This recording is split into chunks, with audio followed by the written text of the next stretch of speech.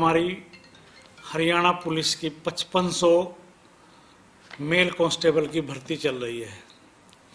परीक्षा हुई, उसमें जो 7 गुना लोगों को हमने पीएसटी के लिए बुलाया। पीएसटी का मतलब हमारा फिजिकल स्क्रीनिंग टेस्ट यानी कि दौड़ है। हमने दौड़ में ऐसे बहुत से लोग जिनकी संख्या 39 लोग ऐसे पकड़े जो दूसरे बच्चों के स्थान पे दौड़ने के लिए आए थे, तो उनको पकड़ के हमने पुलिस के हवाले कर दिया। आज वो पुलिस की गिरफ्त में है।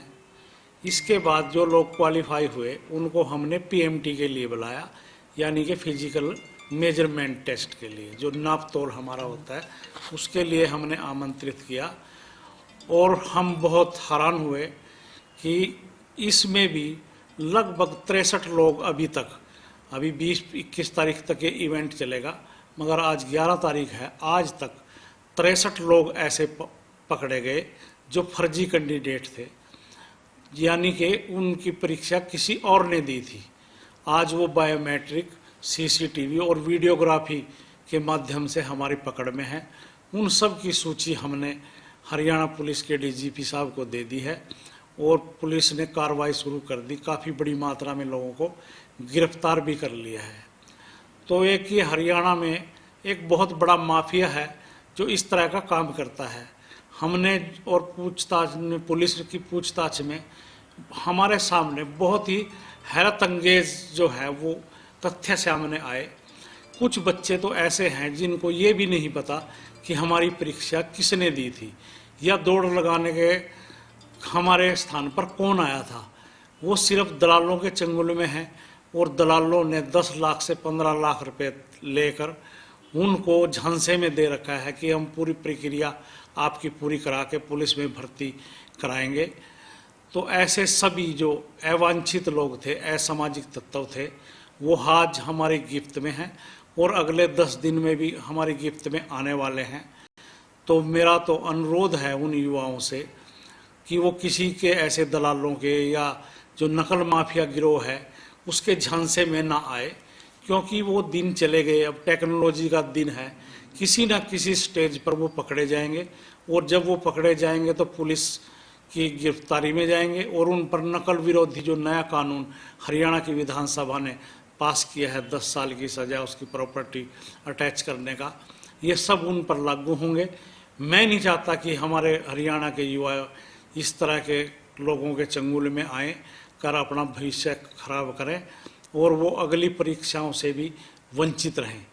साथ साथ उन बच्चों को तो मैं आग्रह करना ही चाहता हूँ, दूसरे जो समाज के जागरूक युवा हैं और मेरिटोरियस बच्चे हैं, मेहनत कर रहे हैं, और समाज के जो दूसरे लोग हैं उनसे भी मेरा अनुरोध है, अगर उनकी जानकारी में भी कुछ ऐसे लोग हैं कि किसी की परीक्षा किसी और ने दी थी, तो वो चुपचाप पुलिस को या मेरे को उनका नाम बताएं। मैं उनकी जो है कोई आइडेंटिटी लीक नहीं करूंगा और अपने तरह से कार्रवाई करेंगे। हम हमारे आयोग का पूरी तरह से ये प्रयास है कि ऐसे गलत मानसिकता के लोग पुलिस में जो अभी से गलत तरीके अपनाकर भर्ती होना चाहते हैं, अगर वो पुलिस में भर्ती हो गए तो उनका अंदाज़ा लगाया जा सकता है कि वो कैसे काम करेंगे। तो ऐसी मानसिकता के एक भी व्यक्ति को मैं अपने तरीके से सिलेक्शन जोन में नहीं जाने देना चाहूँगा, चाहे इसके लिए मैंने कानूनी लड़ाई लड़नी पड़े, हाई कोर्ट में जाना पड़े। तो मैं सभी ऐसे लोगों से आग्रह करूँगा कि अगर उनके जानकारी में भी है तो वो हमारे को बताएं और बच्चे बिल्कुल भी किसी लालच में ना आए और अपनी जो योग्यता के आधार पर उनको नौकरी मिलेगी वो अपनी पूरी तैयारी करें और उनकी योग्यता को इग्नोर नहीं किया जाएगा। इफ हैंड बट छोड़कर अपनी तैयारी करें, क्योंकि ऐसे सारे लोग एक न एक दिन पुलिस की गिरफ्त में होंगे, ये मेरा पूरा विश्वास है। सर, आने वाले टाइम में आयोग और भी पेपर लेना, जो जैसे आपकी सूची पहले बताया था आपने, तो अब जैसे कोरोना फैल रहा है तो अब आपके आगे क्या प्रतिक्रिया रहेगी उन? अभी सरकार ने कल ही एक बहुत बड़ा निर्णय लिया है कि जो हमने पद विज्ञापित कर दिए थे, जिनके हमने आवेदन मांग लिए थे और जिनकी परीक्षाओं का शेड्यूल हमने डाल भी दिया था लगभग, जैसे ग्राम सचिव पटवारी, कैनाल पटवारी, फीमेल सुपरवाइज़र, कुछ इलेक्शन के कानूनगो, नायब तहसीलदार, सब इंस्पेक्टर कोऑपरेटिव, इन तरह की हमने परीक्षाओं का शेड्यूल एक तरह से बना लिया था। तो सरकार ने अभी फैसला लिया है कि ये सारी परीक्षाएं अभी रद्द कर दी गई हैं और इन पदों को हमने विभागों को वापस कर दिया है। अब जो सारी परीक्षाएं होंगी, जिन भी पदों के लिए होंगी, वो CET के बाद होंगी, यानी कॉमन एलिजिबिलिटी टेस्ट।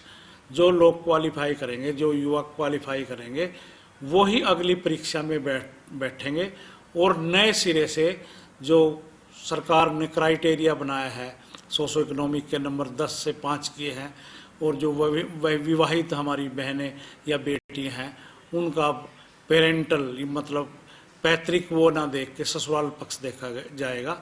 इस सारे नए क्राइटेरिया के अनुसार ही अब अगली भर्तियां होंगी और वो CET के बाद होंगी। जो लोग CET में क्वालिफाई करेंगे वही अगली परीक्षा दे सकेंगे।